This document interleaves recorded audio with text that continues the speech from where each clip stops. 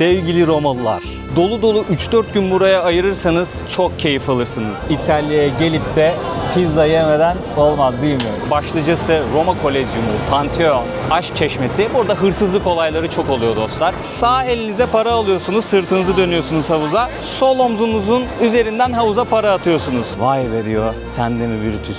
Romalıların nasıl su içtiğini öğrendim. Şişeniz yok diyelim, şöyle bastırıyorsunuz. Hatta İtalyanlar bir yemeği beğendikleri zaman şöyle yaparlar. Rivayet odur ki Roma'yı kendisi yaktırmış ve şehir yanarken böyle çalgılar çalıp şarkılar filan söylemiş. Sezar'ı yaktıkları yer burası dostlar. Bir dişi kurt bu ikiz çocukları buluyor, kurtarıyor ve emziriyor. Şimdi bu delik 9 metre çapında ve bu binadaki tek ışık kaynağı bu. Oculus diyorlar, yani göz diyorlar. Hapis cezasıyla yargılanabiliyormuşsunuz. Roma'da mimari olarak beni en çok etkileyen yerlerden bir tanesi. Yok mu bir klima diyor, bir gölge yok mu diyor. Türkiye'nin lider su arıtma markası Aura Sebilon Unique sunar. Sevgili dostlar, yepyeni bir video, yepyeni bir macerayla karşınızdayım. Sizlere İzmir'den kucak dolusu sevgilerimi gönderiyorum. Yolculuğumuz köklü tarihi, zengin kültürü, Mamma Mia mutfağı ve tabii efsane Milan kadrosuyla birçoğumuzun zihninde kira vermeden yaşayan İtalya'ya. Çok ama çok uzun süredir İtalya'ya gitmek istiyordum dostlar. Ama biliyorsunuz bu Schengen mevzuları falan birazcık sıkıntılı durumlar ama İspanya seyahati öncesi Schengen'imizi çözdük. Artık ufak ufak Avrupa'yı da ziyaret edeceğimizi söylemiştim. Oldukça heyecanlıyım. Gezimiz Roma ile başlayacak bu arada. Daha sonrasında farklı şehirlere de gideceğim. Umarım keyifli bir seyahat olur, güzel bir seyahat olur. Sizler için güzel gezi rehberleri hazırlamak istiyorum. Beni takip edenleriniz biliyordur. Ben internet işini Esimo ile çözüyorum arkadaşlar. Hemen uygulamaya girdim. Burada İtalya var. Ona tıklıyorum. Burada paketleri görüyorsunuz. Ben paket satın almak istiyorum. Farklı seçenekler de var. İlerleyen dakikalarda anlatacağım. Hemen burada 10 GB'lık paket planı satın al diyorum. Burada ben önceden bakiyeyi yüklemiştim. Bakiye ile hemen ödüyorum. Planım hazır. Ülkeye inince yapmam gereken tek şey uçak modundan telefonumu çıkaracağım. İnternetimi açacağım. Çok kısa bir süre içerisinde internete de bağlanmış olacağım arkadaşlar. Bu şekilde internet sıkıntımızı da çözmüş oluyoruz. Bu arada İzmir'den Roma'ya direkt olarak uçuş var. Sun Express yapıyor bu uçuşu. 6.927 Türk lirasını aldım. Aşağı yukarı 2,5 saatlik bir yolculuk yapacağız. Yolculuğa hazırım. Şimdi kapıma doğru gidiyorum arkadaşlar. Orada bekleyeyim. Daha sonrasında keyifli güzel bir yolculukla Roma'ya sağ salim varalım. Türkiye'nin lider su arıtma markası İhlas Aura Sebilon'un sponsorluğunda videomuz başlıyor. Sizler de evinizde su arıtma cihazı istiyorsanız linki açıklamaya bıraktım. Oradan bakabilirsiniz. İtalya maceramız başlıyor. Ve Roma'dayız dostlar. İtalya'ya ulaştım. Çok rahat bir şekilde girdim ülkeye. Polis hiçbir şey sormadı. Hızlı bir şekilde havalimanının dışına çıktım. Burada trenle de, otobüsle de, shuttle'la da, taksiyle de şehir merkezine gidebiliyorsunuz. Taksi kullanmanızı önermem çünkü toplu taşıma bayağı bir gelişmiş. Tren veyahut da otobüste kalacağınız yere gidebilirsiniz. Ben Vatikan'a çok yakın bir noktada kalacağım arkadaşlar. O yüzden benim otobüs kullanmam daha avantaj. Hemen şu ortadaki firmadan otobüs biletimi aldım. Tek yön 9 euro. Gidiş geliş alırsanız 15 euro arkadaşlar. Tabii farklı bölgelere de otobüsler gidiyor. Buraya geldiğinizde kalacağınız yere otobüsle mi daha rahat gidiyorsunuz yoksa trenle mi daha rahat gidiyorsunuz? Onu siz internetten bakarsınız. Ben biletimi aldım şimdi. Şöyle bir bilet verdiler arkadaşlar. Hemen göstereyim. Tek yön aldım ben. 9 euro bunun ücreti. Bakın burada da Vatican City diye yazıyor. Benim bineceğim otobüs buraya gelecek. 18 numara. İnsanlar hemen sıraya girmişler burada. Bekliyoruz.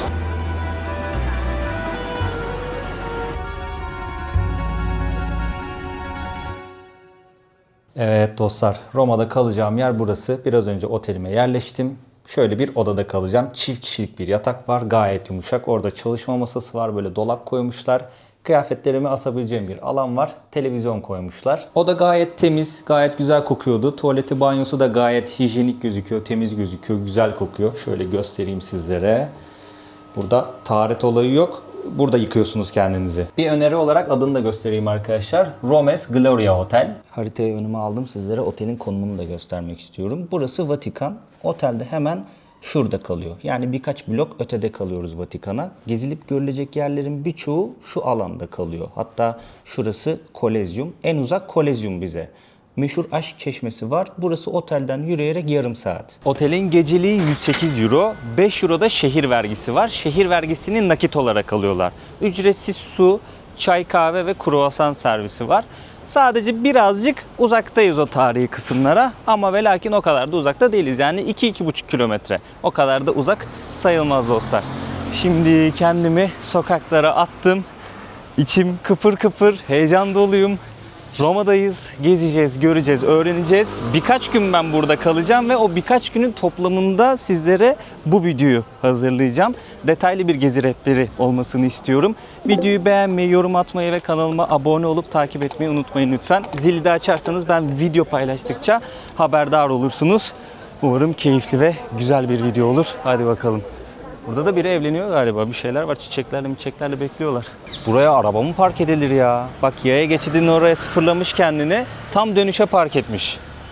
Orada minibüs de var ama o dörtlüleri yakmış. O birazdan bu abimiz malları teslim edecek, devam edecek yoluna. Yani 1-2 dakikalık park diyelim ona. Ama öteki arabayı bırakmış gitmiş gibi. Ekran birazcık parlıyor ama görüyorsunuzdur diye düşünüyorum. Bakın İtalya paketi yapmıştım ben İzmir Havalimanı'ndayken. Ülkeye gelir gelmez uçak modundan telefonumu çıkarıp internetimi açtım. Hemen aktif hale geldi arkadaşlar. 10 GB paket yapmıştım. Buradan her şeyi görebiliyorsunuz. Kalan veri diyor 9.32 GB yani 696 MB kullanmışım. Kalan sürede 29 gün. Beni takip edenler biliyorlar, ben seyahatlerimde internete Esimoya sayesinde bağlanıyorum. Esimoya ile 190'dan fazla ülkede internete kolay ve güvenilir bir şekilde bağlanabiliyoruz. Dilerseniz benim gibi bir paket satın alabiliyorsunuz gittiğiniz ya da gideceğiniz ülkede. Dilerseniz bakiye yüklüyorsunuz, kullandığınız internet kadar ücret ödüyorsunuz. Dilerseniz limitsiz internet de alıyorsunuz belli gün karşılığında. Şu an Avrupa'ya özel %10 indirim var hatta. Ben ona da baktım ama İtalya paketi bana daha mantıklı geldiği için ben paket satın aldım. Esimoya uygulamasında en sevdiğim özellik OneSIM özelliği. Sadece bir kere kurulum yapmanız yeterli. Daha sonrasında siz hangi ülkeye giderseniz gidin uçak modunu kapatıp internetinizi açtığınızda Esimoya sizi o ülkedeki en iyi operatöre otomatik olarak bağlıyor. Esimoya uygulamasını ilk kez indirip kullanacaklar için çok güzel bir kod vereceğim şimdi. İndirdiniz uygulamayı, ana sayfaya geldiniz. Daha sonrasında diğer seçeneğine tıklıyorsunuz. Burada referans veya hediye kodu kullan var. Burada kodu gir kısmına büyük harflerle Burak 100 yazıyorsunuz. Daha sonrasında kodu uygula dediğiniz zaman 50 dolara kadar olan bakiye yüklemelerinde Esimoya %100 hediye bakiye veriyor. Yani 20 dolar mı yüklediniz? 20 dolar da Esimoya veriyor. Oluyor size 40 dolar bakiyeniz. Yurt dışına seyahate gidiyorsunuz. İnternet olmazsa olmaz. Eliniz ayağınız. Ola ki bir haritaya bakmak istediniz. Haritaya bakıyorsunuz. Çeviri programını kullanmak istediğiniz anında böyle dil bilmiyorsunuz. Çeviri de kullanıyorsunuz. İnternet gerekiyor. Eşinizle dostunuzla konuşuyorsunuz. Sosyal medyada gezdiğiniz yerleri paylaşıyorsunuz. Gerçekten eliniz ayağınız oluyor internet. Esimoya bu konuda da bayağı bir kolaylık sağlıyor. Kendilerine teşekkür ediyorum bu konuda.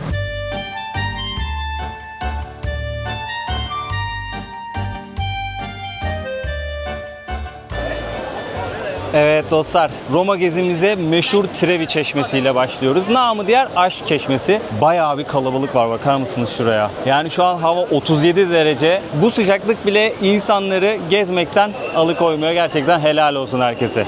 Buraya giriş önceden ücretsizdi. Yani böyle bir korumalık yoktu. Rahat bir şekilde yaklaşabiliyordunuz ama bu kalabalığı önleyebilmek adına böyle bir önlem almışlar arkadaşlar. Artık bilet alıp giriyorsunuz. Hemen şu tarafta bir yerde bilet ofisi var. 2 euro veriyorsunuz. Bu arkadaş biletinizi okuyor ve havuzun yanına kadar inebiliyorsunuz. Bakın burada bilet ofisine giden yönü gösteriyor. Yani 2 euro verip buraya girmeye değer mi bilmiyorum. Ha şöyle bir şey var. Eğer para atacaksanız içeriye girmeniz gerekiyor. Buradan para atamıyorsunuz. Cezası var. Şöyle çok güzel bir yer buldum sizlere. Burayı göstermek istiyorum. 2 euro verenler böyle aşağı geliyorlar ve havuza para atıyorlar arkadaşlar. Şimdi buranın tarihteki hikayesi şu. Romalı askerler su kaynağı arıyormuş bu bölgelerde. Daha sonrasında bir tane genç bir kız bu Romalı askerlere su kaynağının yerini gösteriyorlar. O kaynaktan da şehre bir su kemeri yapıyor o dönemki Romalılar. Farklı su kemerleri yapıyorlar. Su kemerinin son noktası burası. Buradan bu havuza buraya dökülüyor arkadaşlar. Tabii dönemin Romalıları da o su kaynağından yararlanıyorlar. Hikaye bu. Ama günümüzde şöyle bir rivayet var. Şimdi havuza geldiniz, tamam mı? Sağ elinize para alıyorsunuz, sırtınızı dönüyorsunuz havuza. Sol omzunuzun üzerinden havuza para atıyorsunuz. Bir tane atarsanız tekrardan Roma'ya geleceğini rivayet ediyor. 2 tane atarsanız Roma'da aşkı bulacağınız rivayet ediliyor.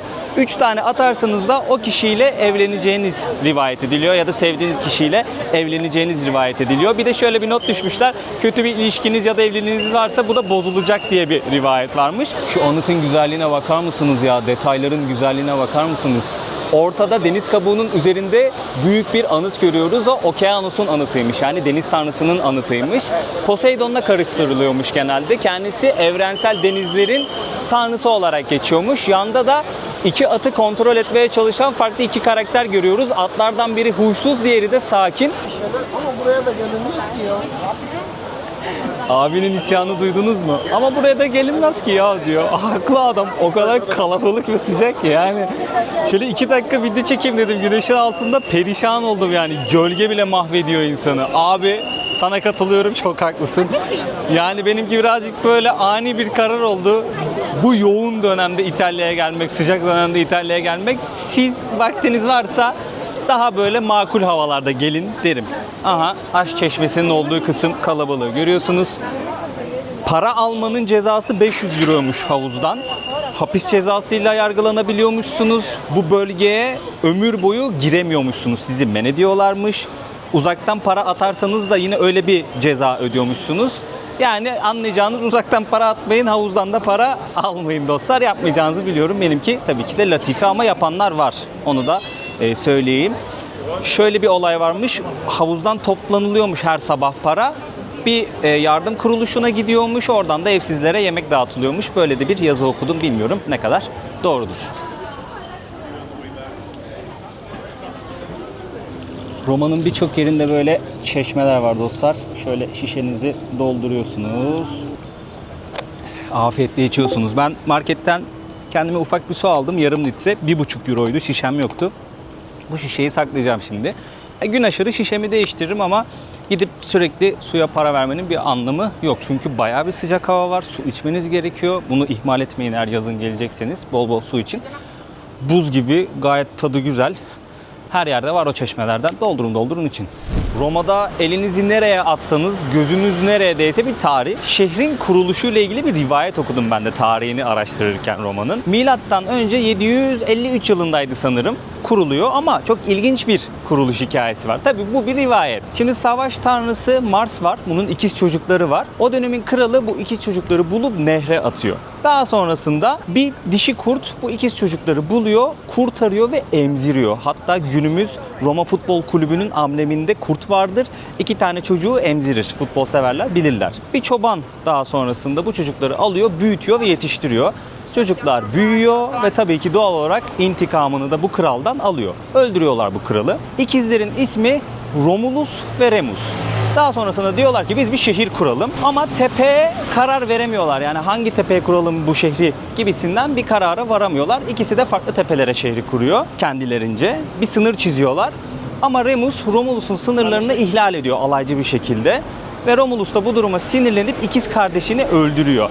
Remus'u öldürüyor ve şehri tek başına kuruyor. Ve buraya da kendi adını veriyor. Roma ismi buradan geliyor dostlar. Böyle bir hikayesi var Roma'nın. Aslında gerçek hikaye sanırım buradaki kabilelerin birleşmesiyle kurulmuş şehir.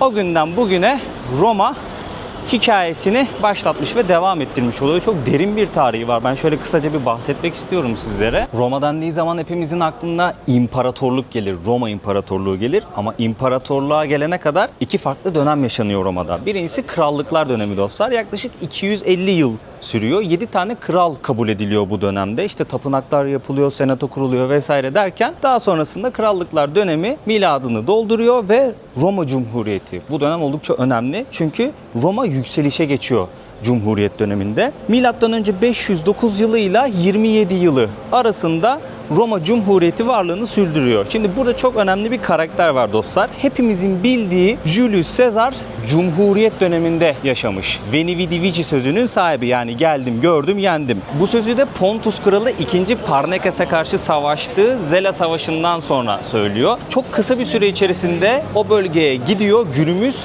Tokat'taymış Zela Savaşı'nın yapıldığı bölge. Zile ilçesinin olduğu yerlermiş. Alana gidiyor, hemen stratejiyi kuruyor, çok hızlı bir şekilde stratejiyi uyguluyor ve savaşı kazanıyor. 4 saat gibi. Merhaba, nasılsın? Okay, merhaba. Merhaba. Merhaba deyince birden Türkçe biliyor zannettim. Bilmiyormuş.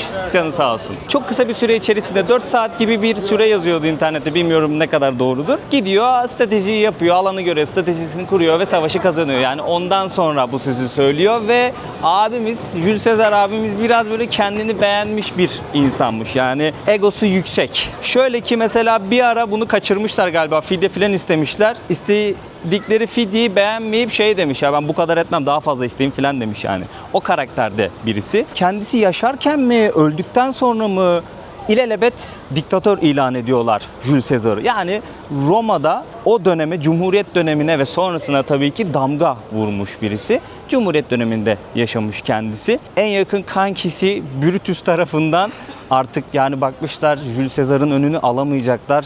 Bu ipin ayarını kaçırmış durumda. Cumhuriyeti yıkıp tekrardan kendini kral ilan edecek filan o boyuta gelmiş. Senatodaki kişilerle hemen bir suikast planlıyorlar. Tak tak tak Sezar'ı hançerliyorlar. En son işte Brutus'un yüzünü de görünce onu hançerlerken Sezar diyor ki vay be diyor, sen de mi Brutus? Senle az mı aynı yerde yattık kalktık, aç kaldık, yediğimiz içtiğimiz ayrı gitmedi. Az mı piyasa yaptık beraber Roma sokaklarında. O dönem tabii bir rivayete göre Roma sokaklarında piyasa yaparken yıkamazlar beni agaları gelsin çalıyormuş. Oradan dolayı hatta demişler ki bu artık ipin ucunu kaçırıyor, biz buna bir suikast düzenliyoruz. Brutus o an karar vermiş söylenene göre, yani hikaye bu. Ben bilmem yani, Roma sokaklarında anlatılan şeyler bunlar. Böyle bir abimizmiş yani, anlayacağınız. Özgüveni gayet yüksek, kendine güvenen. Yes, it's vlog. Can I say hi? Yeah. Yo, hello guys. Follow him. Thank you. Thank you. Manchester City'li bak. Hemen İngiltere'ye bir elçi gönderelim. Büyük Altay Manchester City kardeşliği. Hemen bir hazırlık maçı İzmir'de. Tertemiz. Neyse dostlar, Jules Caesar'a düzenlenen suikastten sonra ve onun ölümünden sonra bir süre bir karışıklık oluyor, iç karışıklık oluyor. Daha sonrasında Jules Caesar'ın evlatlığı, Octavius'tu sanırım ismi, masaya yumruğunu koyuyor. Diyor ki bugünden itibaren diyor Cumhuriyeti diyor sonlandırıyorum diyor. Artık diyor bir iç barış yapacağız diyor. Pax Romana dönemini başlatıyorum diyor. Yani Roma barışı demek dostlar. Ve ben de ilk imparatorum diyor. Roma İmparatorluğu dönemi de böylelikle Octavius'la birlikte başlamış oluyor. Kendisi Augustus unvanını alıyor. Altın Çağ Roma'nın ilk 200 yıl bildiğiniz Altın Çağ. Yani o bizim tarih kitaplarında okuduğumuz ulan Roma bunu da mı yapmış dediğimiz en geniş sınırlarına ulaştığı dönem dostlar. Daha sonrasında tabii her yükselişin bir düşüşü oluyor. Batı Roma İmparatorluğu olarak bildiğimiz şu anki bu topraklarda kurulan Roma İmparatorluğu son buluyor bir noktada ama Bizans olarak bildiğimiz Doğu Roma İmparatorluğu hayatına devam ediyor. 1453 yılında da Doğu Roma İmparatorluğu'nun yani Bizans İmparatorluğu'nun sonu geliyor dostlar. Fatih Sultan Mehmet İstanbul'u fethediyor ve artık Doğu Roma İmparatorluğu'nun da tarih sayfasında, tozlu sayfalarda yerini ayırmış oluyor dostlar. O günden itibaren İstanbul Osmanlı İmparatorluğu'nun kontrolüne geçmiş oluyor. Yani Türk İmparatorluğu'nun kontrolüne geçmiş oluyor.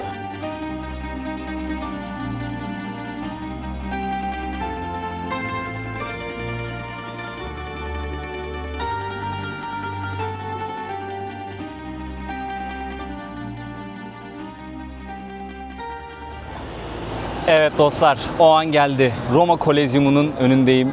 Bir hayalimi daha biraz sonra gerçekleştireceğim. Kolezyumun içine gireceğiz, hep beraber gezeceğiz. Roma dendiği zaman akla gelen belki de ilk yapı burası. Nice canlar gitti, nice hayvanlar katledildi burada, nice hikayeler yaşandı. Roma Kolezyumu gerçekten tarihin o tozlu sayfaları arasında çok ciddi hikayeler barındıran bir yerin önündeyiz. Roma için, imparatorluk tarihi için oldukça önemli bir yer. Dizilere, filmlere konu olmuş bir yer. Biletimi aldım, içeri gireceğim, saatini bekliyorum, hazırım. Bayağı da bir kalabalık var. Yani dikkat etmenizi öneririm çünkü burada gezilip görülecek yerlere gittiğiniz zaman başlıcası Roma Kolezyumu, Pantheon, Aşk Çeşmesi. Burada hırsızlık olayları çok oluyor dostlar. Kalabalığın arasında çantanızdan bir şeyler alabiliyorlar. Telefonunuzu çalabiliyorlar. Lütfen ama lütfen dikkatli olun derim. Vay be, bir hayalimi daha sizlerle birlikte gerçekleştiriyorum. Dünyanın 7 yeni harikasından bir tanesi. Buna da tik atıyoruz. 4 farklı güvenlikten geçtim dostlar. Biletinizi kontrol ediyorlar, pasaportunuzu görmek istiyorlar. X-ray'den geçiyorsunuz. 4 tane kontrolden sonra artık Kolezyum'un içerisindeyim ve burayla baş başa kalabiliriz. O kadar kalabalık ki yani Roma dendiği zaman akla belki de ilk Kolezyum geliyor. O yüzden buraya ilgi fazla. Önerim, ben açıklamaya resmi web sitesini bıraktım. Bileti kendim oradan aldım. Siz de oradan önceden planınızı yapıp alabilirsiniz. Çünkü haftalar, aylar öncesinden bitebiliyor bilet. Önceden internetten biletinizi almanızı öneririm. Pasaportunuz yanınızda olsun. QR kodu okuyup geçebilirsiniz. Dilerseniz kağıt bilet olarak da çıkarabilirsiniz. İkisi de uygundur. Bayağı bir heyecanlıyım bu arada. Dilim sürçerse affola. 18 euroya aldım ben bu arada bileti. Bu genel bir tur. Farklı seçenekler de var. Bu 18 euroluk bilete Roma Kolezyumunu ziyaret edebiliyorsunuz. Daha sonrasında forum var burada. Orayı ziyaret edebiliyorsunuz ve Palantino Tepesi'ni ziyaret edebiliyorsunuz. Şu an tam olarak Roma Kolezyumu karşımızda. Hem de tüm ihtişamıyla dostlar. Yani Gladiator filmini izleyenler burayı gerçekten görmek isteyecektir diye düşünüyorum. Roma İmparatorluğu'nun gücünü ve kültürel yapısını en net görebileceğimiz yerlerden bir tanesi burası. Aşağıda çok fazla oyalanmadım. Hemen üst kata çıktım. Burası aynı zamanda bir müze dostlar. Değerli eserleri burada görüyorsunuz. Çeşitli animasyonlar var. Buranın tarihine dair ne varsa buradan öğrenebiliyorsunuz. Böyle numaralandırmışlar ve kronolojik olarak sizlere bunları aktarıyorlar. Şöyle sizlere göstermek istiyorum hazır buraya kadar gelmişken. Bunları da sizlere göstereyim dostlar. Çok kıymetli eserler. Güzel de koruduklarını düşünüyorum ve bugün bizlere armağan etmişler. Aslında bütün turistlere armağan edilen bir şey, bir miras. O yüzden buralara kadar gelip bunları görmek kıymetli diye düşünüyorum. Umarım herkese nasip olur. Aşağı ayrı kalabalık, yukarısı ayrı kalabalık. Ama burası bayağı bir ilgi görüyor. Çünkü aşağıdan manzara biraz daha nasıl denir? Biraz daha dar bir açıdan görüyorsunuz. Burada da bir animasyon var. Yine bölgenin tarihini anlatan bir animasyon. Şimdi yukarıdan göreceğimiz manzara çok daha güzel bir manzara. Arenaya daha da hakim. Bu arada o çizmeyi görüyorsunuz değil mi? Bakın İtalya haritası. Şimdi burada yer de bulmak mesele ya. Baksanıza kaç kişi katman katman sıra olmuş. Hemen şuradan dalıyorum. Kimse kusura bakmasın. Vay be. Buradan manzara çok daha iyiymiş ha. Aşağıdan da güzel. Aşağıdan biraz daha hakimsiniz mevzuya. Ama buradan çok daha net bir şekilde arenayı görüyorsunuz. Sizlere buranın tarihini anlatmak istiyorum ama öncesinde şu sahneyi de anlatmak istiyorum. Hababam sınıfı hepimiz izlemişizdir. Şu sahneyi hatırlıyoruz. Sınıfa müfettiş gelir, bizim çocuklara sorular sorar ve bizim çocuklar komik cevaplar verir. Müfettiş Güdük Necmi'ye soruyor, kaç yaşındasın? Güdük Necmi 1453 diyor. Daha sonrasında müfettiş şaşırıyor. Roma'yı kim yaktı diyor. Anam diyor. Yavrum senin anan kim diyor. Kanuni Sultan Süleyman diyor Güdük Necmi. İlk halife kimdir diyor. İmparator Neron diyor. Öyle güzel bir sahne vardı. Daha sonrasında Mahmut Hoca sinirlenince, müfettiş sinirlenince ona dışarı kadar eşlik ediyordu. Bizim çocukların tabii o yüzündeki ifade falan çok komik bir sahneydi. Şimdi İmparator Neron'u tam anlatacakken size bu sahne aklıma gelince bunu da paylaşmak istedim. Buranın aslında yapılışına vesile olmamış kendisi İmparator Neron ama ondan kaynaklı olarak bir fikir ortaya çıkmış diyebilirim. İmparator Neron Roma'da çok sevilen birisi değilmiş. Çünkü şimdi Roma'yı kim yaktı diye soruyor ya müfettiş. Rivayet odur ki Roma'yı kendisi yaktırmış ve şehir yanarken böyle çalgılar çalıp şarkılar filan söylemiş. Zalim bir imparatormuş. İmparator Neron kendisine bu bölgede bir göl yaptırmış. Ve İmparator Neron intihar edip dünyaya veda ettikten sonra sonrasında gelen imparator, adını çok hatırlayamıyorum kendisinin, diyor ki ben halkın sevgisini geri kazanmalıyım. Biraz daha şirin görünmeliyim halka. Neron'un kendisine göl yaptırdığı bu yeri kurutuyor ve diyor ki bir eğlence merkezi yapalım. Ne yapıyorlar? Bu arenayı kurmaya başlıyorlar. Milattan sonra 72. sene. Milattan sonra 80'de burası bitiyor. Sanırım İmparator Titus dönemiydi. Açılışının şerefine 100 gün boyunca oyunlar oynanıyor. Birçok insan hayatını kaybediyor, hayvanlar katlediliyor vesaire. Buranın bu görkemli halini biz şu an gelip görüyoruz ama böyle de bir hikayesi var dostlar. Mimari olarak incelediğimiz zaman burası gerçekten takdire şayan. Çünkü 50 bin ila 80 bin kişi arasında şu an bulunduğumuz bu tribünlerde gösterileri izleyebiliyormuş. Şimdi çok ciddi bir rakam. 80 tane burada numaralı kapı var. 15 dakika içerisinde burada kaç kişi varsa stadyumu boşaltabiliyormuş. Yani tribünleri boşaltabiliyormuş. Böyle de bir mimari ya da mühendislik olarak da övgüler yağdırabiliriz buraya. bir durum söz konusu arkadaşlar. Çıkışa doğru yürüdüğünüz zaman şöyle arenayı daha da yakından görebiliyorsunuz. Bunu da göstermek istiyorum sizlere. Yani ola ki burayı ziyaret ettiniz, bu kısmı atlamayın. Vay be. Kim bilir zamanında kimler buraya ayak bastı. Yani Gladiator filmini izlediğim için böyle tüyler diken diken oluyor. Aklıma bir tane sahne var, bak o geliyor. Repliği hatırlıyorsunuz değil mi? Benim adım Maximus Domitius Meridius. Kuzey ordularının komutanı. Felix lejyonlarının generali. Gerçek imparator Marcus Aurelius'un sadık hizmetkarı. Öldürülmüş bir oğlun babası, öldürülmüş bir eşin kocasıyım. Ve intikamımı alacağım. Bu videoda ya da bir sonrakinde. Bu repliği hatırlıyorsunuz. Tabii son kısmı ben ekledim dostlar. Tabii ki de ezberlemedim bu repliği. Telefondan bakarak kısa kısa okudum. Yani tüyler diken dikendi o sahnede ya. Gerçekten tüyler diken dikendi. Buraya gelince ayrı bir tabii böyle insanın yüreği pırpır ediyor. Sonuçta bir etki yaratıyor yani o filmler. Ben Hur filmi var, Spartaküs dizisi, Gladiator filmi. Bunlar hep insanı etkileyen filmler dostlar. Hikayeyi de anlattığı için sizde doğal olarak bir yer ediniyor.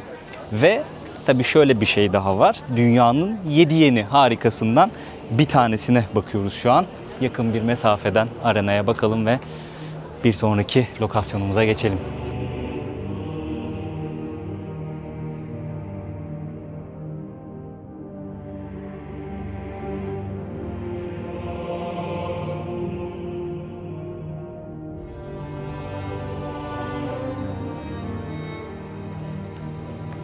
Kolezyumu görüyorsunuz dostlar. Oradan Foro Romano'ya doğru gelebilirsiniz orayı ziyaret ettikten sonra. Biletiniz varsa aynı biletle buraya da girebiliyorsunuz. Hemen orada bir bilet kontrolü var. Daha sonrasında X-Ray'den geçiyorsunuz ve Foro Romano'nun içerisindesiniz. Şimdi buraya kadar geldik. Bu bölgeyi de ziyaret etmemiz gerekiyor. Çünkü çok önemli bir yer burası. Roma Forumu olarak Türkçesini söyleyeyim ben sizlere. Antik Roma'nın siyasi, hukuki, ticari, dini kalbinin attığı bir yer burası. Yüzyıllar boyunca Akdeniz dünyasının ve Roma İmparatorluğu'nun yönetim merkezi olmuş. Şu an Palatinus ve Kapitol tepelerinin arasındayız dostlar. Bu bölge o iki tepenin arasında kalıyor. Antik dünyanın en önemli ve en büyük sivil merkezi olarak kabul ediliyor. Şu an Foro Romano'dayız. Burayı rehberle gezerseniz çok daha anlamlı olur. Bunu söylemek istiyorum. Çünkü anlatacakları şeyler direkt kilit bilgiler dostlar. Ben biraz daha böyle az bilgi vererek sizlere etrafı göstermek istiyorum. Sizleri tarihe boğmak istemiyorum. Ama şu an yürüdüğümüz bu yerler çok tuhaf hissettiriyor beni. Yani koca bir imparatorluğun kaderini belirleyen kararları burada tartışıyorlardı. Burada kabul ediliyordu o kararlar. Ve Roma Senatosu'na ev sahipliği yapıyordu burası. Gerçekten önemli bir yerdeyiz. Çok önemli şahsiyetlerin zamanında buralarda yürüdüğünü hayal edin dostlar. Politikacılar halka kendi fikirlerini kabul ettirebilmek için buradaki kürsülerde, sanırım rostra diyorlardı ona, halka hitap ediyorlar. Anlatıyorlar dertlerini. Ey Romalılar diye böyle bir çıkış yapıyorlar mesela. Güzel olurdu ama şurada bir kürsü bulsak da Romalılara seslensek. Sevgili Romalılar, abone olun. Kanalı destekleyin. Bunlar ücretsiz. Yorum da atabilirsiniz. Bu da ücretsiz. Beğeni de atabilirsiniz. Bu da ücretsiz. Böylelikle desteklemiş olursunuz beni. Bu bilgiyi de iliştireyim buraya sevgili Romalılar. Yani hazır buraya hitabet merkezine geldik. Biz de kendi hitabetimizi yapalım. Çok önemli hatipler burada zamanında bu kürsülerde seslenmiş halka. Yani bilmiyorum, çok garip bir his ya. Roma İmparatorluğu'nun bir dönem kalbi. Kimler geçmiş buradan. Jules Caesar mesela. Öldürüldüğü bir yer var. Hançerliyorlar ya, böyle bir senato içerisinde hançerliyorlar. Orayı da gördüm mesela. Ama gördükten sonra öğrendim. O an gördüğümde bilmiyordum orada Jules Caesar'ı hançerlediklerini. Sonrasında getiriyorlar. Burada bir tane tapınak var galiba. Orada yakıyorlar. Halk geliyor, orada yakıyor Jules Caesar'ı. Konuşmalar yapılıyor, işte Jules Caesar böyle biriydi falan diye nutuk atılıyor üzerine. Bir daha öyle biri çıkmasın diye belki de yapıyor. Parmak sallıyorlar diğer Jules Caesar'ı takip edecek kişilere, o yoldan gidecek kişilere. Değişik bir yer. Yani gerçekten garip hissettiriyor. Bugünün hatibi de bu arkadaş. Su verin diyor, ekmek verin diyor, açız diyor. Hava sıcak diyor. Yok mu bir klima diyor, bir gölge yok mu diyor. Haklısın. Ben seni destekliyorum kral. Sezar'ı yaktıkları yer burası dostlar. Suikaste uğruyor, bedeni buraya getiriliyor. Marcus Aurelius halka çok etkileyici bir konuşma yapıyor. Daha sonrasında halk galeyana geliyor. Buradaki böyle tahta parçalarını, sütun parçalarını filan alan yapıyor. Hemen oraya Jules Caesar'ın, yani şu an bulunduğumuz yere bedeni konuyor. O tahta parçalarının arasında kendisi yakılıyor. Çiçek bırakmışlar, belli paralar atmışlar onu anmak için. Jules Caesar abimiz burada yakılmış. Şöyle sizlere alanı da göstereyim. Gelmek isteyenler olursa bakın.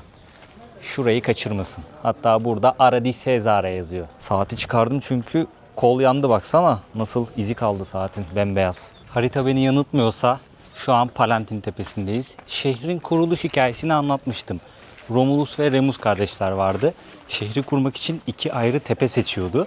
Romulus Palantin Tepesi'ni, şu an bulunduğumuz tepeyi seçmişti Roma şehrini kurmak için. Bakın, ablamızın elinde bir bayrak var. Grup o bayrağı takip ediyor. Bayrağın üzerinde SP, Q, R harflerini görüyoruz. Romulus burayı seçiyordu. Remus da onun sınırlarını ihlal ediyordu. Daha sonrasında ikiz kardeşini öldürüyordu Romulus ve Roma şehrini tek başına kuruyordu. Şehrin kurulduğu yerdeyiz şu an.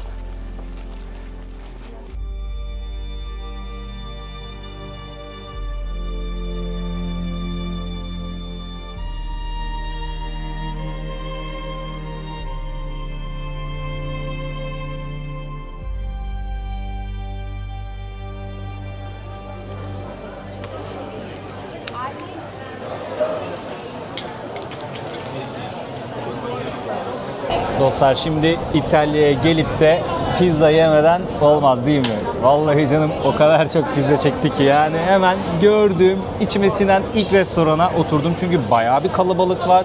İnsanlar sıra bekliyor. Burası baktım böyle birazcık sakin. Hemen damladım arkadaşlar. Kendime bir margarita pizza söyledim. Fiyatları en son yedikten sonra menüyü göstereceğim, sizlere söyleyeceğim. Bunun fiyatı 12 euro. Bir de hava oldukça sıcak, mineral suyu aldım. Yani bizim soda. Bunun da şişesi 6 euro ya da 5 euroydu sanırım. 0.75'likmiş. Gazlı su diyelim. Hemen şöyle pizzanın tadına bakmak istiyorum. Bol mozzarellalı, domates soslu.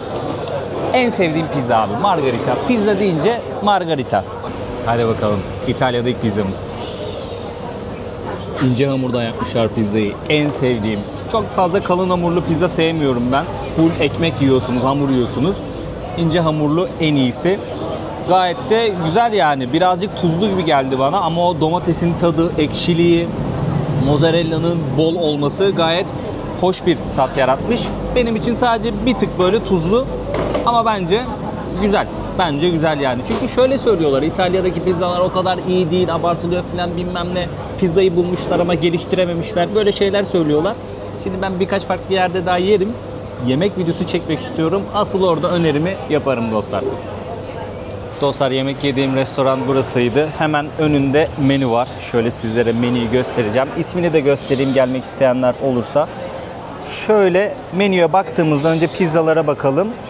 11 Euro'dan başlıyor. Şu pizza ne tam bilmiyorum. O 7 Euro da 11 Euro'dan başlıyor. 20 Euro'ya kadar pizzalar çıkıyor. Şöyle yemeklere baktığımda aşağı yukarı 16, 17, 18 Euro. Burası makarnalar. 16, 17, 18 Euro makarnalar. Burada tatlılar var. 8 ila 13 Euro arasında tatlılar. Gezip gördükçe fiyatların nasıl olduğunu daha rahat inceleyebiliriz. Ucuz mu, pahalı mı daha rahat değerlendirebiliriz. Bu oturduğumuz ilk yerdi. Gayet de merkezi bir yer bu arada. Yani öyle ara sokakta vesaire de değil.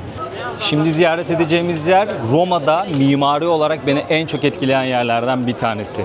Pantheon'a geldik dostlar. Şu kalabalığa bakar mısınız ya? Çok güzel bir meydanda bulunuyor. Hemen meydanın ortasında bir heykel de var, bir havuz da var. Şöyle insanların arasından sıyrılıp Pantheon'a doğru yaklaşacağım dostlar. Her meydanda olduğu gibi burada da restoranlar ve kafeler görüyoruz. Tabii bütün kalabalık bu mimari güzellikleri görebilmek için buralara doğru geliyorlar. Önceden bilet almanızı öneririm. Roma'da ziyaret edeceğiniz her yere önceden online olarak günler öncesinden, aylar öncesinden biletinizi mutlaka alın. Çünkü bitiyor. Özellikle turistik sezonlarda gerçekten biletler çok hızlı bir şekilde tükeniyor. Ve Pantheon'un hemen dibindeyiz. Burada Latince bir yazı görüyorsunuz arkadaşlar. Orada Marcus Agrippa Lucius'un oğlu 3. kez konsülken yaptırdı yazıyor. Yani abimiz burayı yaptırmış, kendi adını da mıh gibi oraya işletmiş. Tüm tanrılara adanan bir tapınak burası. İsminden anlıyoruz zaten. Pan, tüm demek. Theon, tanrılar demek. Tüm tanrılar, yani Pantheon.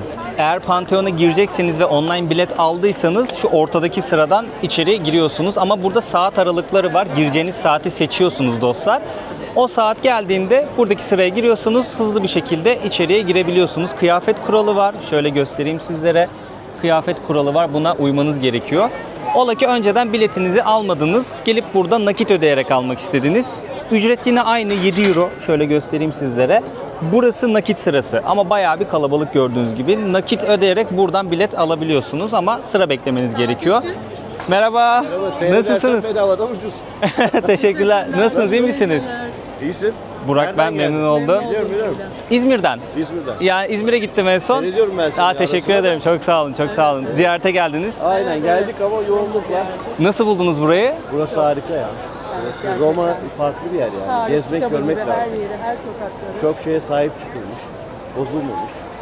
Eski halini korumuşlar. Ya biraz bakımsızlık şehir anlamında belki temizlik falan o var da. Yani gelip görmek lazım.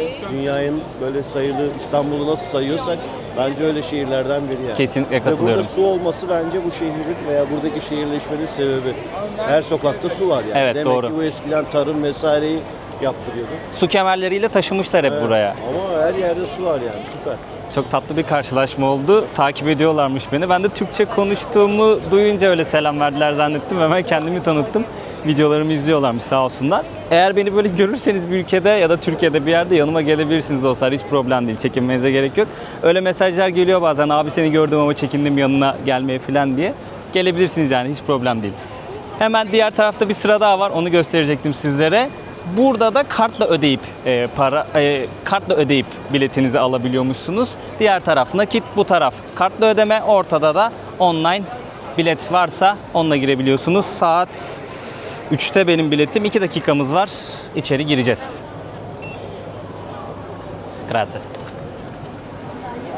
Biletimizi okuttuk. Artık Pantheon'a girebiliriz. Bazılarında böyle çıktı var. Telaş yapmayın. Çıktıya gerek yok. Telefonda QR kod varsa onunla rahat bir şekilde girebilirsiniz. Açıklamaya ben siteyi bıraktım. Online bilet almanızı öneririm dostlar. Rahat bir şekilde içeri girerseniz sıra beklememiş olursunuz. Gerçekten çok ihtişamlı bir yapı dostlar.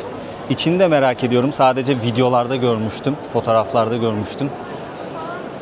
Ziyaret etme şansına da nail olduk. Kalabalığı görüyorsunuz değil mi? İçerisi serin bu arada. İçerisi gayet güzel. Yani giren çıkmaz buradan. Dışarısı yanıyor çünkü. Pantheon'un içerisindeyiz dostlar. Burayı özel kılan, hemen sizlere göstermek istiyorum, kubbesi. Dünyanın en büyük takviyesiz beton kubbesine bakıyoruz şu an. Burayı inşa ederken demir kullanmamışlar. Ağırlığı hafifletmek için yaklaşık 5000 ton ağırlığı varmış bu kubbenin. Volkanik ponza taşını kullanmışlar bu kubbenin harcında. Böyle bilgiler edindim dostlar, internetten sizlerle paylaşmak istiyorum. Ve ortada bir boşluk var, oradan da güneşin açısına göre içeriye ışıklar süzülüyor. Bak bu çok güzel bir fotoğraf açısı oldu ha. Kubbedeki deliği kafamla kapattım. Buradaki ışıklar da böyle taç gibi bir şey oluşturdu kafamda. Güzel bir poz sizlere öneri olsun dostlar. Şimdi bu delik 9 metre çapında ve bu binadaki tek ışık kaynağı bu. Oculus diyorlar, yani göz diyorlar. Bunu yapma sebebi bir kere güzel bir tasarım. Onu öncelikle söylemek istiyorum. Çok farklı bir tasarım. Yani binanın tepesinde bir delik var. Güneşte giriyor, yağmurda giriyor. Şimdi onları da anlatacağım. Ama asıl sebepleri şu. Buranın içerisine giriyorsunuz, ışık içeri süzülüyor. Şunu düşünüyorlar. Tanrı bizi gözetliyor, bizi izliyor. Yapma amaçları bu sanırım. İçeri güneş giriyor, tamam, bunda bir sıkıntı yok. Işık kaynağı. Ama yağmur yağdığında ne oluyor? Hemen sizlere göstereyim. Burada bir sürü drenaj deliği var arkadaşlar.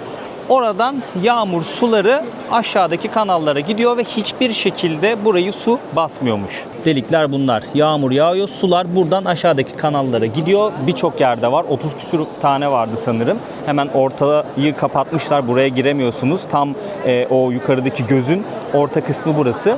Burada da bir delik görüyorsunuz. Dışarı doğru birazcık bir ev var. O yüzden çok rahat bir şekilde buradaki suyu tahliye edebiliyorlar ve hiçbir şekilde burayı su basmıyor. İçeri girdiğimde arkadaki sunağı fark etmişsinizdir. Burası aynı zamanda bir kilise ve Rönesans döneminden bu yana İtalya'daki önemli şahsiyetleri buraya gömmüşler dostlar. Aynı zamanda bir anıt mezar burası.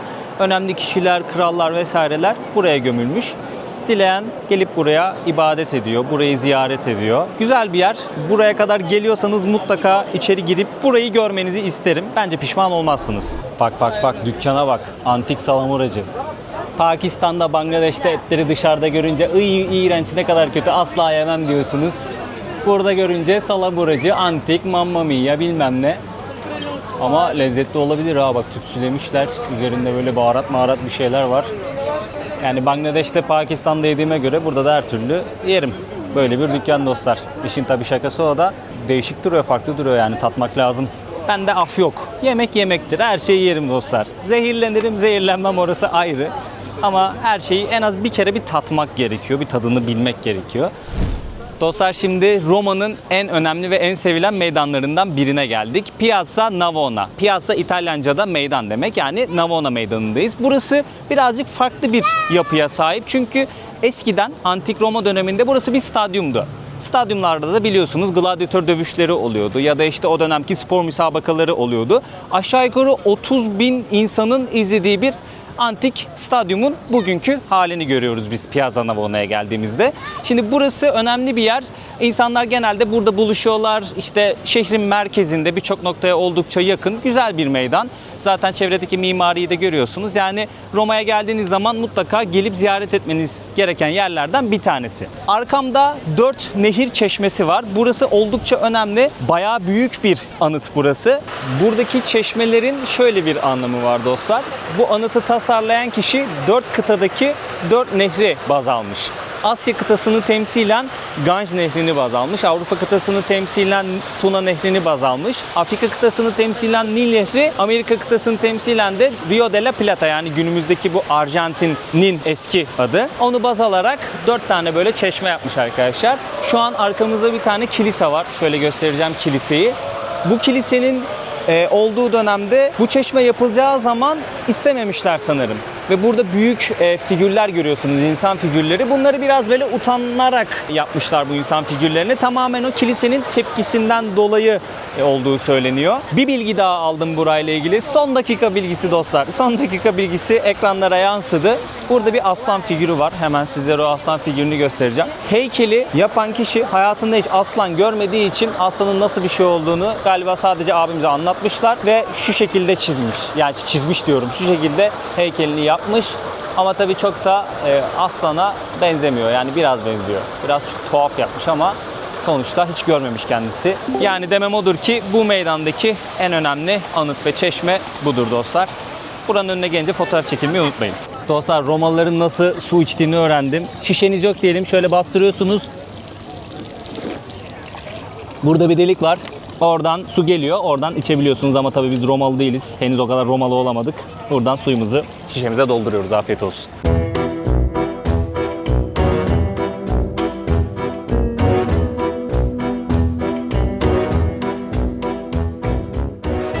Dostlar, şimdi Roma'da Two Size isminde meşhur bir tiramisucu varmış. Şöyle büyük boy tiramisu aldım ben. Bu büyük boyu, artık küçüğünü siz düşünün, şu kadar bir şey. Bu 4 euro tanesi. Bayağı da bir sıra oluyormuş. Burası çok popüler bir yermiş. Şansıma sıra yoktu. Hemen girdim, aldım. Şöyle bir tadına bakacağım. Çok tiramisucu değilim ben yani. Öyle çok tiramisu seven biri değilim ama tadı bayağı güzel bu arada.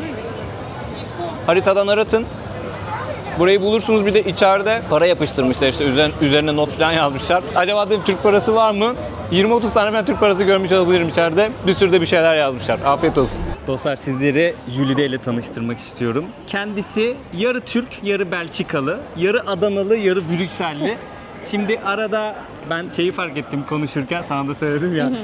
Türkçe ile İngilizce birazcık karışmış durumda ama elimizden geldiği kadar toparlayacağız. Mazur görün çünkü bir kitle var. Uyarıyorum ki baştan onları. Türkçenin yanına yabancı bir dil böyle ekleyince konuşurken linçliyorlar. Yapmasınlar. Yani kızcağızın ömrünün aynen. yarısı yabancı ülkelerde geçmiş. Aynen, lütfen nazik olalım. Tanıyalım seni Aynen. biraz ya. Ben Jülide. Ben 7 ay kadar önce Roma'ya taşındım bir master için. O yüzden Roma'da şu anda aynen Roma'da yaşamak da ayrı güzel. ne kadar güzel havalı. Nerede yaşıyorsun? Roma'da yaşıyorum. Roma'da yaşıyorum. Çok keyifliyim, çok mutluyum. Master için geldim. O zamandan beri buradayım. Şimdi Burak'la tanışmış oldum. Biraz onu gezdiriyorum. Roma İtalya'nın en güzel şehirlerinden bir tanesi. Bir de Roma'da yaşayabilmek, o kadar çok yapılacak şey var ki gerçekten yani burada yani yap bitmiyor. Öyle bir şey yani mesela hani turistler geldikleri zaman hani en az 3-4 gün kalmalarını hani tavsiye ediyorum. Ama yani burada istersen bir hafta kalsan yine yapılacak şeyler bitmiyor. Tabii ya, istersen uzun bir vakit kal yine yapacak Aynen. bir şey bulursun. Hem Evet. tarihi bir yönü var hem sosyal bir hayat var burada. Kesinlikle öyle, kesinlikle Sosyal öyle. hayat demişken İtalyanlarla anlaşmak, şimdi sıcakkanlı, hani hep böyle el böyledir ya İtalyanlarda. Sıcakkanlı insanlar, böyle dışarıdan gördüğümüz bildiğimiz kadarıyla Akdeniz insanı.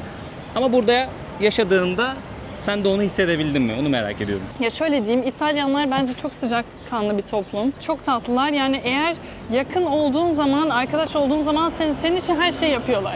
Hatta burada şöyle bir şey var. Diyorlar ki mesela hani sen biriyle yakın bir ilişki kurduğun zaman, arkadaş ilişkisi, o zaman hani senin için her şeyi yapmaya okeylerdir ama seni sevmiyorlarsa o zaman gerçekten onları geri kazanmak çok zordur. Brutus, Yani, bitti. Arkadan yani hançerler. öyle kısasa kısas yani öyle bir şey. O yüzden yani ben şu ana kadar herhangi sosyal olarak bir sıkıntı veya kendimi evde hissetmediğim bir durum olmadı bence.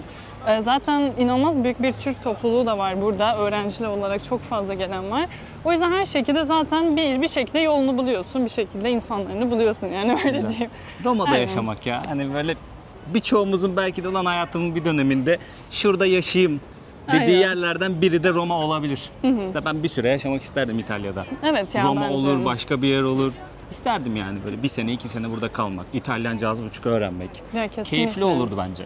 Kesinlikle. Bence de bir öğrencinin bence Avrupa'da kalabileceği en güzel, en keyifli şehirlerden bir tanesi bence. Çocuklarınızı İtalya'ya okumaya gönderebilirsiniz. Sınavlara Gönderin. girilip belirli puanlar alınıp master'a ya da lisans programı olabilir. Güzel bir Kesinlikle. seçenek. Bir de şöyle bir şey söyleyeyim. Neden güzel bir seçenek? Onun haricinde de İtalya devleti, özellikle Roma bölgesi, Lazio diye geçiyor. Buraya özel çok fazla burs imkanı veriyorlar. Bu güzel. O yüzden Türklerin genelde tercih ettiği de bir yer oluyor. Tabii ki de çünkü para açısından da hani çok büyük farklar var. Öyle. O yüzden kesinlikle bence iyi bir seçenek yani.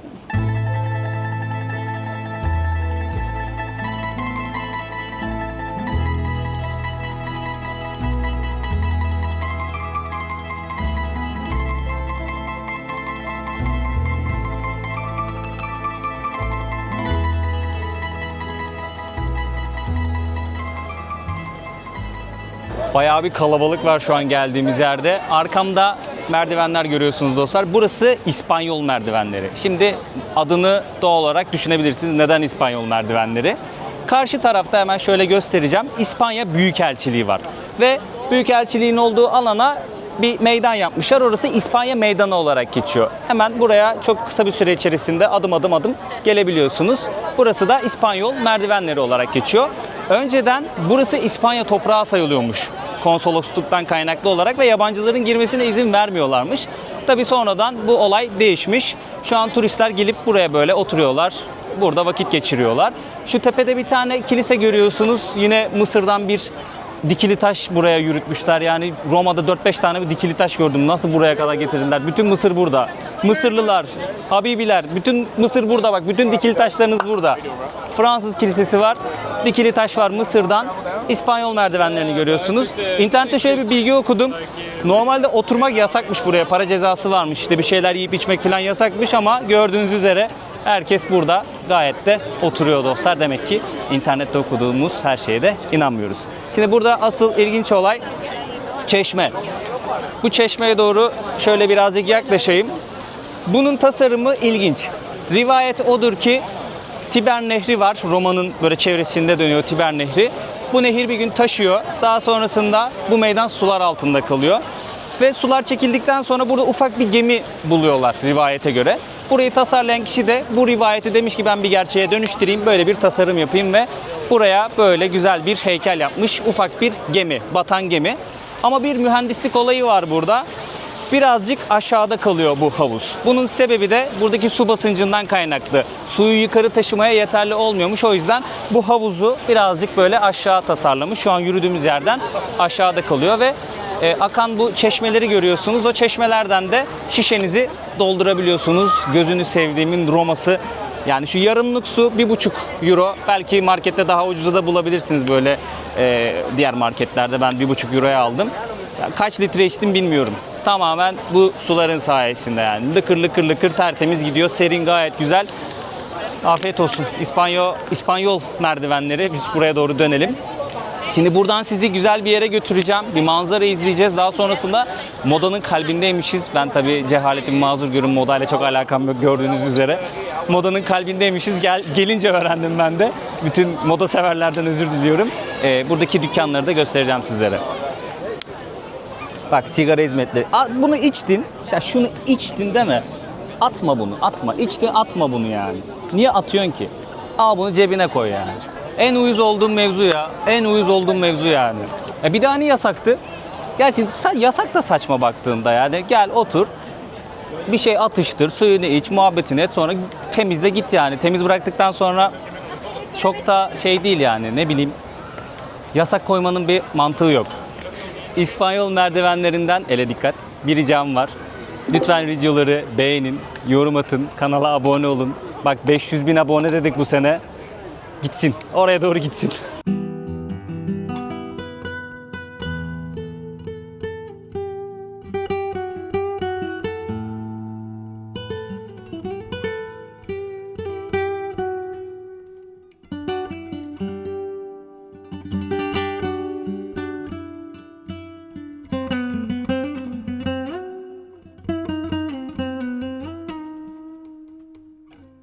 İspanyol merdivenlerini akşam üzeri ziyaret edecekseniz gün batımı zamanında merdivenlerden yukarı çıkın. En yukarı doğru çıkın. Burada bu dikili taşı göreceksiniz, kiliseyi göreceksiniz. Sola dönün. Buradan şimdi yürüyerek çok güzel bir manzara izleme noktasına gideceğiz. Buradaki ayrıma kadar yürüyün dostlar ve şurada bir yer görüyorsunuz. Buradan şimdi yukarı doğru, manzara noktasına doğru çıkacağız. Yavaştan yukarı doğru çıkınca şehir ayaklarımızın altında kalmaya başladı. Bu parkın ismi Villa Borghese dostlar. Altta siz okuyorsunuz, şu an görüyorsunuz. Bayağı büyük bir park. Yani dilerseniz bu manzarayı izlersiniz. Dilerseniz parkın kalan kısmını da gezebilirsiniz. Ben sadece sizlere bu manzarayı göstermek için buraya geldim. Şöyle manzarayı buradan izleyelim. Parkın içerisinde bir tane daha manzara izleme noktası var. Burası Vatikan, Venedik diyecektim. Vatikan tarafına daha çok hakim. Şöyle göstereceğim sizlere. Biraz önceki manzara izleme noktasından biraz daha yürüdüğünüz zaman buraya ulaşıyorsunuz. Zaten kalabalığı takip ederseniz göreceksiniz dostlar. Burada da insanlar gün batımının keyfini çıkarıyor. Biraz önce manzara izlediğimiz nokta hemen karşıda kaldı arkadaşlar. Orada bir yol var. Oradan aşağı doğru inebiliyorsunuz ve bu meydana geliyorsunuz. Burası da Roma'nın önemli meydanlarından bir tanesi. Popolo Meydanı, yani halk meydanı. Hemen bir tane burada dikili taş görüyoruz. Yine üzerinde hieroglifler var. Çeşitli figürler görüyoruz. Burada bir tane kapı var. Antik Roma döneminde kuzeyden gelen tüccarlar, krallar, önemli kişiler ya da burayı ziyaret eden her kim varsa bu kapıdan Roma'ya ayak basıyormuş. Yani şehrin ana kapısı olarak geçiyor dostlar. Buradan ayak basıyorlar, bu meydana ulaşıyorlar. Bu meydana geldiğiniz zaman 3 tane cadde görüyorsunuz. 3 önemli caddeye açılıyor bu. Çok da güzel yapılar var aynı zamanda. Yani şu birazcık manzaramızı bozmuş ama tadilatta, bazı binaların, önemli yapıların tadilatta olduğunu göreceksiniz geldiğinizde. Çünkü o kadar fazla tarihi yapı var ki illaki biri tadilata uğruyor ve denk geliyorsunuz ona. Böyle bir meydan ama buranın asıl olayı fısıldama duvarı. Şu karşıda gördüğünüz duvarın şu noktasına gittiğinizde konuştuğunuz zaman buradaki sizi duyuyormuş. Şimdi Julie de duvarın diğer tarafına gidiyor. Oradan bir şeyler söyleyecek. Biz buradan duymaya çalışacağız. Şöyle mikrofonu da yaklaştırayım. Aa, bir ses geliyor ha.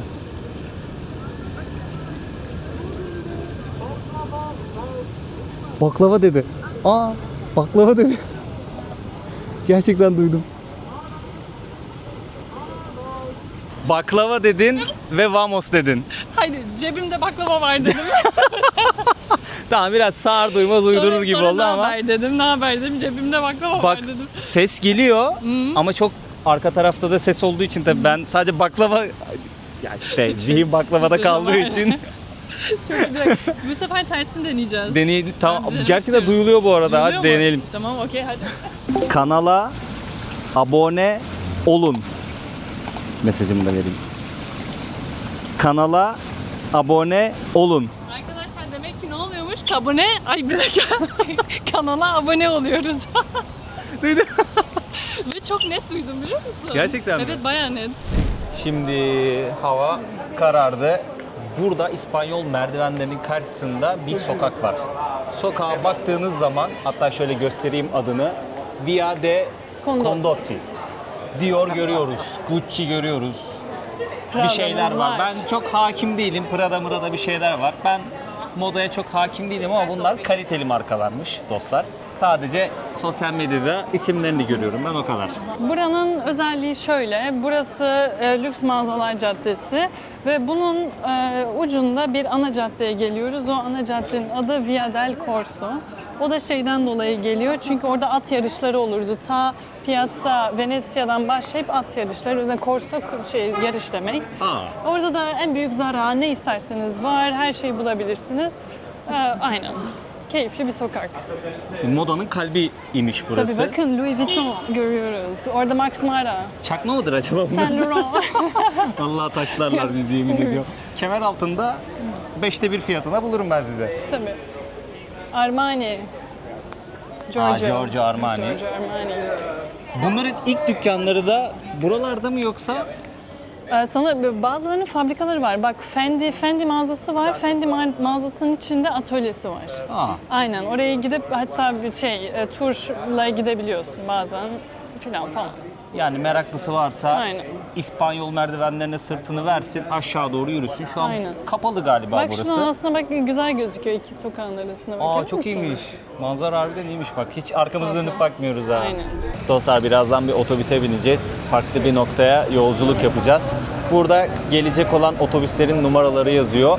ATAC'yi görüyorsunuz değil mi burada? Bir toplu taşıma kartı varmış Roma'nın. 30 euro veriyormuşsunuz ve bir ay boyunca kullanıyormuşsunuz o kartı. Şöyle sizlere otobüs durağını da göstereyim. Buradaki tabelalarda hangi otobüs hangi durağa gelecek ve nereye gidiyor, onlar yazıyor. Şöyle göstereyim sizlere. Biz 83 numaraya bineceğiz şimdi. Bir Muhit'e gidiyoruz. Orada güzel bir restoran varmış. Orada bir yemek yiyeceğiz. Sanırım otobüs kullanma olayı daha fazla. Metro hattı da var burada. Sanırım 3 tane metro hattı vardı. Ama tahmin edebilirsiniz yani, Roma şehrin altı, kazmayı vurduğun an. Buna mı biniyoruz? Buna binelim. Ben de şimdi toplu taşıma kartı yok ama yapacağım. Visa ya da Mastercard'ınız varsa basabiliyorsunuz. Buradaki makineye kartımı okuttum. Kabul etti.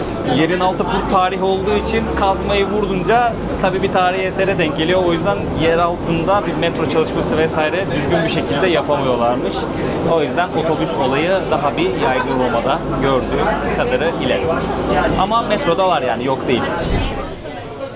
Evet dostlar, bayağı bir gezdik dolaştık, karnımız acıktı. Şimdi bir restorana geldik, şöyle ismini göstermek istiyorum. Parlıyor ama Nuevo Monde isminde bir restoran. Şöyle içeriği de göstereceğim sizlere. Pizza da yapıyorlar, makarna da yapıyorlar. Bakın şurada pizzaları göstereyim. Hemen arkada fırın var. Şöyle arkada fırını da kadraja aldık mı tamamdır. Yani İtalya'da kim pizza kötü diyorsa bu işten anlamıyor hocam. Baksana koyduğu mozzarella'ya. Maşallah yani, bol malzemeli, bol malzemeli. Geldiğimiz restoranın ismi şu, şöyle göstereyim. Yeni Dünya, yani Türkçe'ye çevirecek olursam Yeni Dünya. Burası lokal bir restoran. Burada ne sipariş ettik? Makarna. Makarna yiyeceğiz. Ve onun öncesinde supli diye bir şöyle kızartılmış pirinç topu var. Göstermek istiyorum sizlere. Bu pirinç topunun içi mozzarella. Gayet kulağa hoş geliyor. Makarnalarımız da geldi. Şansımız varmış. Grazie. Grazie. Anında adapte oluyoruz yani. Grazie, grazie. Akıyor bizde de bir şeyler. Domates soslu, üzerine neydi bu? Parmesan. Peynir takımı çok yok bende henüz İtalya'da. Parmesan serpmişler. Öncelikle makarnamızın bir tadına bakalım. Lütfen sen de bak ondan. İtalyanlar birazcık diri yapıyor makarnayı. Bizim gibi çok haşlamıyorlar. Ama şey değil yani öyle kıtır kıtır sert falan değil. Ben birazcık çekinmiştim açıkçası. Ama hiç çekinecek bir şey yok. Gayet lezzetli. Domates sosları çok iyi ya. Domatesleri çok güzel. Bak İspanya'da da vardı o olay. Müthişti domateslerinin tadı. Çok beğendim ya. Şimdi arkadaşlar bu arada suppli'nin adı sürprizden geliyor Fransızcadaki. Çünkü açtığın zaman içinden bir sürpriz çıkıyor. O da mozzarella dediği gibi. Ve suppli yemenin yolu asla bıçakla değil, her zaman elle. Bakın görüyor musunuz? İçinde mozzarella var. Şu şekilde, şurada da fesleğen var. Bu şekilde gözüküyor.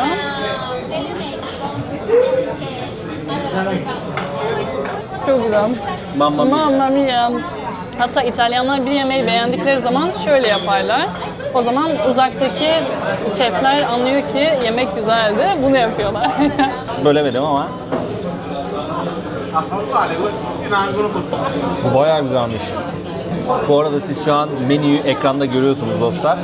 Burası gördüğüm diğer restoranlara göre daha ucuz bir restoran. Çünkü biraz daha şehir merkezinin dışına çıktık. Lokal bir restoran, yani çevremde mutlaka turistler vardır ama daha çok İtalyanların gelip böyle ailecek oturup yemek yediğini görüyorum. Yani fiyatlar bence çok makul diğer restoranlara göre.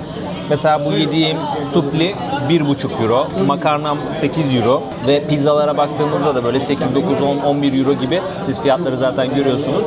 Gayet uygun fiyatlar ve açık mutfakta yapıyorlar pizzaları. İzleyebiliyorsunuz aynı zamanda. Bu restoranı beğendim dostlar.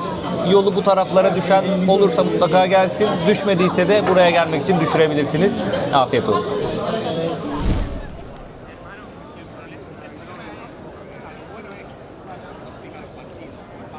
Roma'ya kadar gelip Vatikan'ı ziyaret etmemek olmaz dostlar. Burası dünya üzerindeki hem yüz ölçümü olarak hem de nüfus olarak en küçük bağımsız devlet. Mikro bir devlet, şehir devleti. Papa'nın konutunun hemen önündeyiz dostlar. Burada bariyerler görüyorsunuz. Haritadan kontrol ettim. Vatikan sınırları hemen burada başlıyor. Ayırmışlar. Roma'ya geldiğiniz zaman Vatikan'ı da ziyaret edebiliyorsunuz. Şimdi şu tarafta giriş var, arka tarafta da giriş var. Ben içeri doğru gireceğim. Hatta bilet de aldım, ben onun detaylarını da anlatacağım sizlere. Sistine Şapeli'ni de ziyaret edeceğim.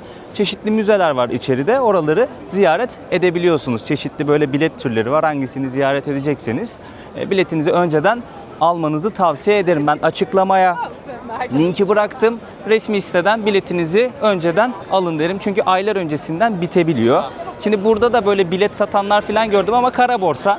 Yüksek fiyattan satıyor. İşte diyor bilet tükendi vesaire bilmem ne diyor. Size yüksekten bilet satmaya çalışıyor dostlar. Onlara çok kanmayın derim. Buraya geldiğinizde kalabalığı fark edersiniz zaten. İçeri girmek için böyle sağ tarafa veyahut da diğer taraftaki kapıya doğru yöneliyorlar. Ve yeni bir ülkeye ayak basmış bulunuyoruz. Vatikan'dayız. Artı bir ülke daha yazdık haneye. Hristiyanlığın çeşitli mezhepleri var biliyorsunuz. Ortodokslar, Protestanlar ve Katolikler. Şu an Katoliklerin ruhani merkezindeyiz ve yönetim merkezindeyiz aynı zamanda. Dediğim gibi Papa'nın konutu burası. 800 ila 1000 kişi arasında bir nüfusu varmış buranın. Burada yaşayan insanlar aslında geçici olarak burada yaşıyorlar. Burada bir görev alıyorlar. Görev süreleri bitince vatandaşlıkları da bitmiş oluyor. Ve pasaportları varmış. Kendilerine ait pasaportları varmış. Hatta kendilerine ait para birimleri varmış. Yine euro kullanıyorlar ama baskısı farklıymış galiba. Bir de etrafta muhafızları bulmaya çalıştım. Şöyle bir göz attım ama muhafızlara denk gelemedim. Geldiğim an sizlere de göstermek istiyorum eğer mümkünse. Kural koymuşlar. Muhafız olmak için belli başlı kurallar var burada. İlk olarak İsviçre vatandaşı olmanız gerekiyor. Bekar olmanız gerekiyor. Katolik olmanız gerekiyor ve boyunuzun 1.74'ün üzerinde olması gerekiyor. Yani görürsem göstermek istiyorum. Çok değişik böyle Rönesans döneminden kalan o döneme ithafen bir değişik üniforma giyiyorlar. Burada insanlar sıraya girmiş durumda dostlar. Aziz Petrus Bazilikası'nı ücretsiz bir şekilde ziyaret edebiliyorsunuz. Online bilet alırsanız yani belli bir ücret öderseniz hemen şuradan online bilet girişi var. Gördüğünüz gibi orada çok fazla sıra yok. Yani bu sırayı beklemek çok istemiyorum ama sizlere göstermek için bekleyeceğim. Bayağı bir kalabalık çünkü inanılmaz bir sıcak var aynı zamanda. Sıra tahmin ettiğimden çok daha hızlı ilerledi. Güvenlik kontrolünden geçtim. Şimdi Bazilika'nın içine doğru ilerliyorum. Bazilika'nın içindeyiz dostlar. Bayağı büyükmüş yalnız ha.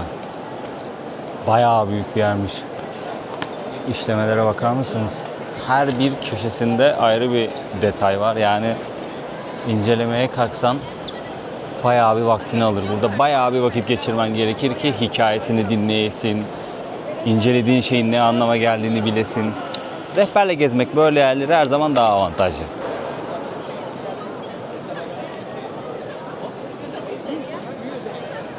Papa seçim süreci oldukça ilginç bence dostlar. Meraklısı mutlaka araştırmıştır. Bilmeyenler için anlatmak istiyorum. Şimdi Papa, Vatikan'ın başkanı ve Katoliklerin ruhani lideri.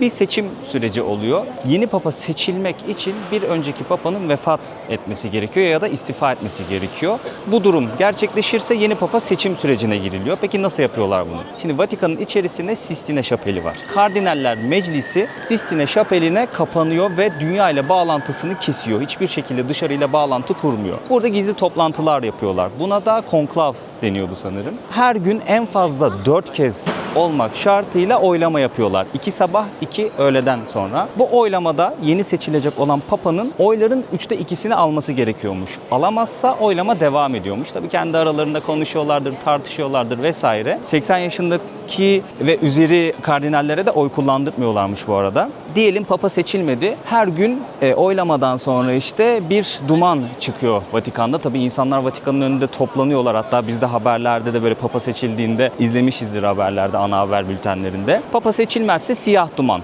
Anlıyorlar ki Papa seçilmedi. 3'te 2'yi aldı diyelim birisi. 2025 yılında 14. Leo Papa olarak seçildi. Ne oluyor? Beyaz duman çıkıyor. Halk anlıyor ki yeni Papamız seçildi. Böyle bir süreç varmış arkadaşlar. Sistine Şapeli de Vatikan'ın içerisindeki en önemli yerlerden bir tanesi. Orada kapanıyorlar ve yeni Papayı seçiyorlar. Papa seçilene kadar da o toplantı, oylama devam ediyor. Böyle bir süreçmiş dostlar. İlginç bir yer yani, buraya kadar gelmişken, dediğim gibi Roma'ya kadar gelmişken burası mutlaka görülür. Ben Vatikan Müzesi'ni de ziyaret ettim bu arada. Orası için bilet aldım. Açıklamaya bıraktım o ben web siteyi. Resmi siteden bilet aldım. 25 euro ücreti. Müzeyi gezdim ama asıl amacım Sistine Şapeli'ni görmekti. Yani hakikaten çok güzel bir şapel bu arada. O kadar güzel duvara işte ünlü sanatçılar resmetmişler bir şeyleri. Hayranlıkla izliyorsunuz ama şapele gidene kadar zaten o galerilerden, odalardan falan geçiyorsunuz. 1 saat falan yürüyorsunuz orada en az. Güzel bir deneyimdi bu arada. Yani o parasına bence değdi. Çünkü sanat eseridir. Orada Michelangelo'nun yaptığı eserler de var. Değişik sanatçıların eserleri de var. Görülmeli diye düşünüyorum dostlar. Papa seçim süreci de oldukça ilginçti. Onu da paylaştım sizlerle. Vatikan'dan ayrılabiliriz artık. Bu kadar Vatikan yeter. Vatikan'ı tam karşıdan gören bir sokak var. Şöyle göstermek istiyorum sizlere. Genelde araç trafiğine kapalı burası. Vatikan'a sırtınızı verin ve bu yolun sonuna doğru yürüyün. Burada Tiber Nehri'nin hemen kıyısında güzel bir kale göreceksiniz dostlar. Bu kalenin ismi Kutsal Melek Kalesi. Şimdi burası önemli bir yer. 2000 yıllık bir tarihi varmış. Yeri gelmiş papalık sarayı olmuş. Yeri gelmiş bir kale görevi görmüş. Anıt mezar olmuş ve hapishane olmuş. Cem Sultan'ı bilenleriniz bilir. Fatih Sultan Mehmet'in oğlu. 6 sene sanırım kendisi Roma'da tutsak olarak kaldı. Aslında tam olarak bir tutsaklık diyemeyiz. Yani şöyle karanlık zindanlar gelmesin aklınıza. Kendisini burada birazcık böyle özgürlüğünü kısıtlayarak misafir etmişler diyelim. Çünkü buradaki insanlar, artık onu kim esir ettiyse, Cem Sultan'ı kullanarak belli başlı bir çıkar elde etme amacına girmişler ve ona statüsüne uygun bir daire vermişler. Kendisi bir süre Roma'dayken burada konaklamış, bu kalede. Hemen şöyle Tiber Nehri'ni de göstermek istiyorum sizlere. Nehrin kıyısındayız. Daha sonrasında Fransızlar buraya geliyor, İtalya'yı, Roma'yı istila ediyorlar. Cem Sultan Fransız hükümdarıyla birlikte buradan ayrılmak durumunda kalıyor ve sonrasında şaibeli bir ölüm var. Yani okuduğum notlar bu şekildeydi dostlar. Tabii ki ben bir tarihçi değilim, çok fazla detaya girmeyeceğim. Böyle bir yer dostlar. Hemen karşısında bir tane köprü var. Köprünün üzerinde heykeller var. En güzel köprü burası. Tabii şöyle bir durum var. Çok fazla köprü var Tiber Nehri'nin üzerinde. Mesela bak, karşıdaki köprünün üzerinde de güzel heykeller varmış. Gerçekten güzel görünüyor bu arada ha. Yani yapı olarak da birazcık farklı. Çok katmanlı bir kaleymiş arkadaşlar. Yani içeri girdin mi labirent gibi düşünebilirsin. Bu arada Roma gerçekten yürüyerek gezilebilecek bir şehir. Ama sıcak havada gelmenizi asla önermem. Yani kendinizi seviyorsanız biraz daha makul bir havada gelin. Dolu dolu 3-4 gün buraya ayırırsanız çok keyif alırsınız. Yani birçok yeri görürsünüz, ziyaret edersiniz, rahat rahat gezersiniz ve gerçekten keyif alırsınız Roma'dan dostlar.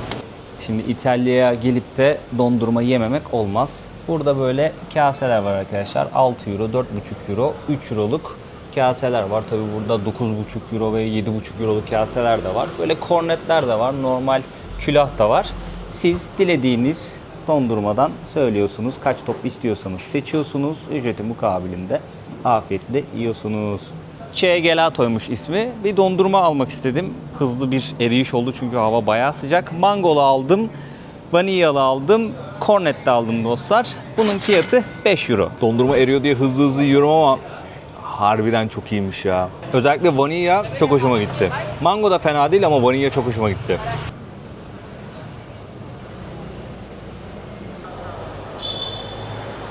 Roma ile ilgili çok niş bir bilgi vereceğim şimdi sizlere dostlar. Buraya geldiğiniz zaman birçok noktada 4 tane harf dikkatinizi çekiyor. Özellikle mazgalların üzerinde. S, P, Q ve R harfleri. Latince'de Senatus Populisque Romanus demek. Yani Roma Senatosu ve halkı demek Türkçe'ye çevirecek olursam. Yüzyıllar boyunca S, P, Q, R harfini herhangi bir noktada görebiliyordunuz Roma'da ve hala görebiliyorsunuz. Bunun şöyle bir anlamı var. Şimdi eski antik Roma'ya gittiğimiz zaman senatoyu oluşturan soylular var ve özgür insanlar var.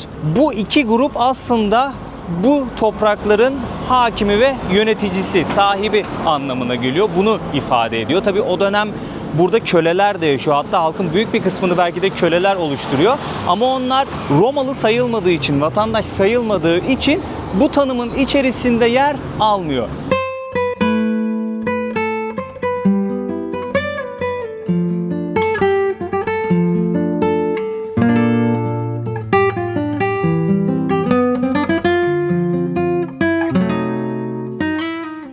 Kolezyum'a çok yakın bir noktada bu gördüğümüz abide var dostlar. Saf mermerden yapılmış bir abide, bayağı büyük. Ücretli bir şekilde yukarıda çıkabiliyorsunuz, ziyaret edebiliyorsunuz. 2. Vittorio Emanuele adanmış bir anıtmış arkadaşlar. Birleşik İtalya Krallığı'nın ilk kralıymış kendisi. Onu onurlandırmak için bu anıtı yapmışlar. Sanırım Romalılar bu anıtı çok sevmiyormuş çünkü şehrin dokusunu bozuyor yani. Beyaz görüntü, saf mermer ama şehrin dokusuna baktığınız zaman renk biraz daha farklı. Anıt kendini belli ettiği için ve renk dokusunu bozduğu için yani Romalılar sevmiyor olabilir. O konuda onlara hak verebilirim.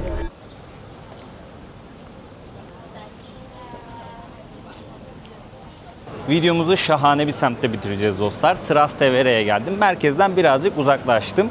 Nehrin öte tarafına geçtim. Burası nevi şahsına münhasır, kendi dokusu olan, bohem kültürüyle, bohem havasıyla turistlerin ilgisini çeken, Arnavut kaldırımların olduğu, lokal restoranların olduğu, çok güzel sokakların, evlerin, mimarinin olduğu bir semt arkadaşlar. Burası da Trastevere'nin meydanı.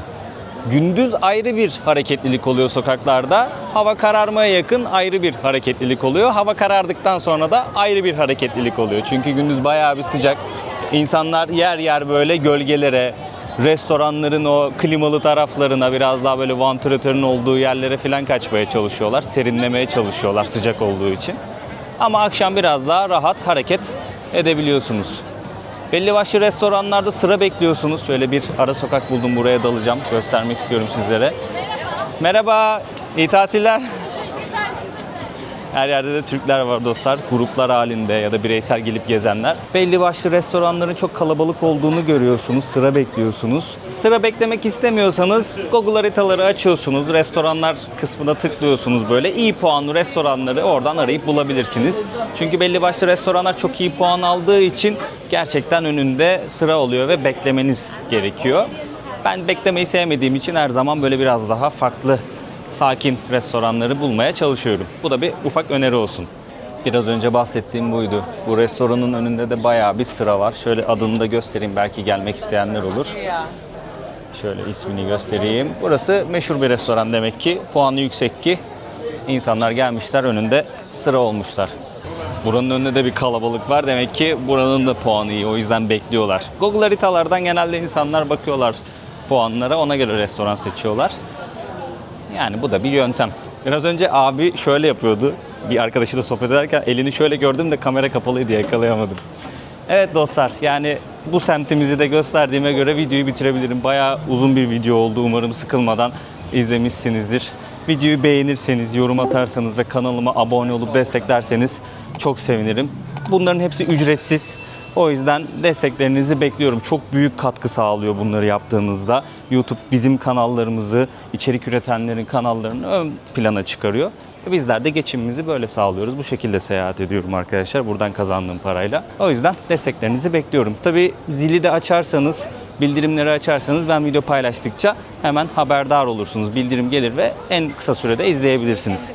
Kendinize iyi bakın. Roma'nın bir sonraki videosu çok güzel bir konu olacak. O videoyu kaçırmayın derim. Hiçbir videoyu kaçırmayın derim. Ciao bella. Türkiye'nin lider su arıtma markası Aura Sebilon Unique sundu.